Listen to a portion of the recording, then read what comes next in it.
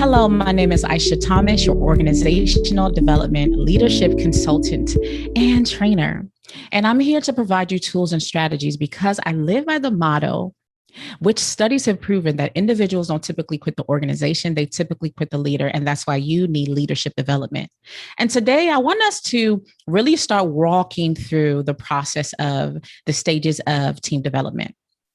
And the reason why that's important is I held a training with a group of business owners. And we talked about the importance of building a team, the different stages. We talked about different phases and aspects of it because you had individuals who had teams already. You had individuals who were in the process of developing their teams. And they just really wanted to ensure that they had the right tools and strategies to ensure that they really developed that high performing team. And in those conversations, in those breakout sessions that we had, what we recognized and in the dynamic of the conversations is that COVID, and as we see these shifts that might be happening where we might be shut down again or we have to make shifts again, is that a lot of teams are having to reintroduce themselves to each other again. Yes, they're having to reintroduce themselves to each other again.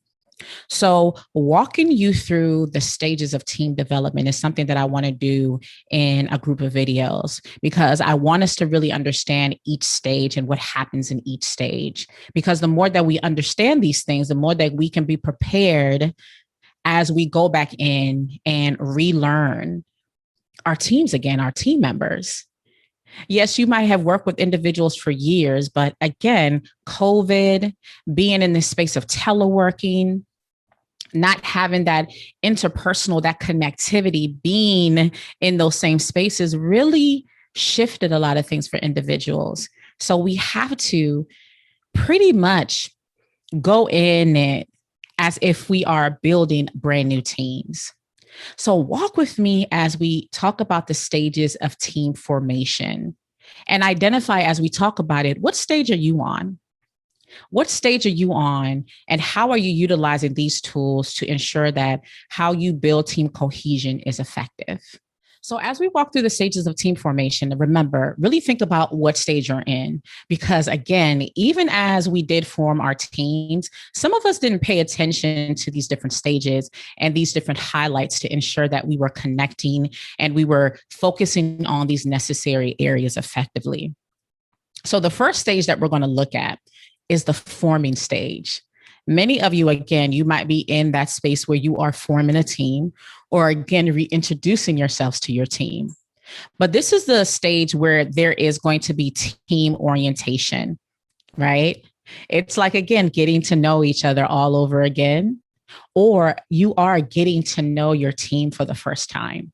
And within this, what should be happening is you should be understanding the purpose of the group, right? There should be understanding that should be occurring. Understanding of project goals. If there are projects and things that have to be executed so that mission and vision is executed, there needs to be a level of understanding. There should be a discussion of team member skills because we want to ensure that we are utilizing everybody's skills effectively. Some of us place individuals into roles and we're not really utilizing their skills. But if we start to understand everybody's skills and place them strategically, we can really make some great impact within our departments, within our organizations, because we know what everybody's gifts, talents, and abilities lies, right? And again, the interview process would allow us to know that as well. We should also be assigning tasks, responsibilities, and individual roles. Rules are established for team management as well as workflow. So again, this should be a time where teams are being oriented, getting to know each other.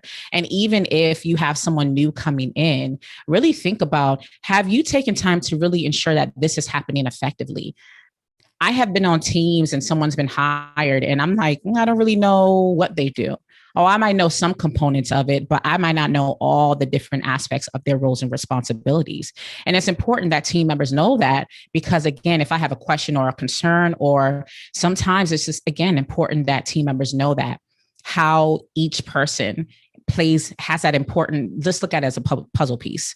That puzzle piece is an important fit into the overall mission. So are we taking time to really make sure that our team is aware of that, right? Because we know as the leaders, but does the team know? Do we know why this person serves this other role?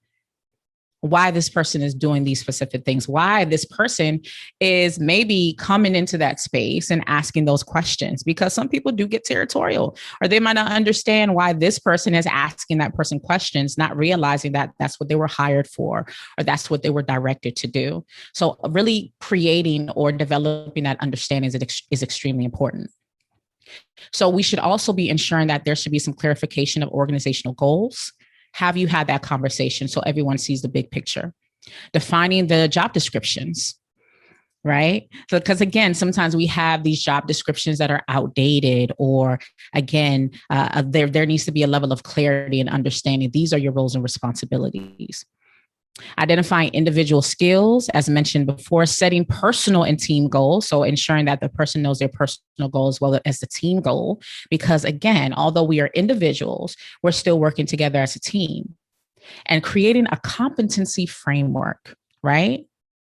So really making sure that in the forming stage that we are really paying attention to, so we can create a level of clarity. I really look at the forming stage as a stage of clarity, building connection, and really ensuring that everybody has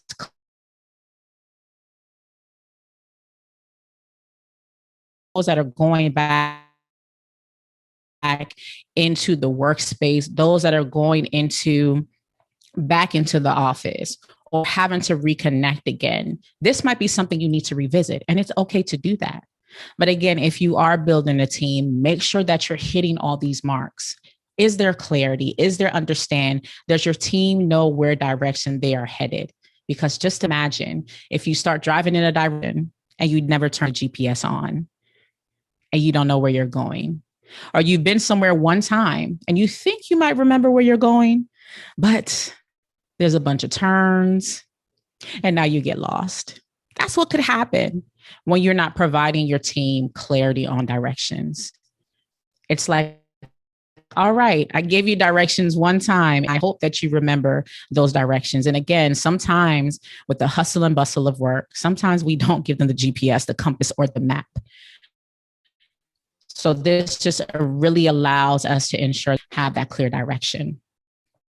So that is the first stage that we're going to go over. So make sure that you subscribe, like, stay connected as we continue to explore these different stages of team formation. All right. And as always, remember, individuals don't typically quit the organization. They typically quit the leader. And that's why you need to stay connected to get these organizational development leadership skills so you can continue to push that mission and vision forward. I appreciate you guys, and you have an amazing day.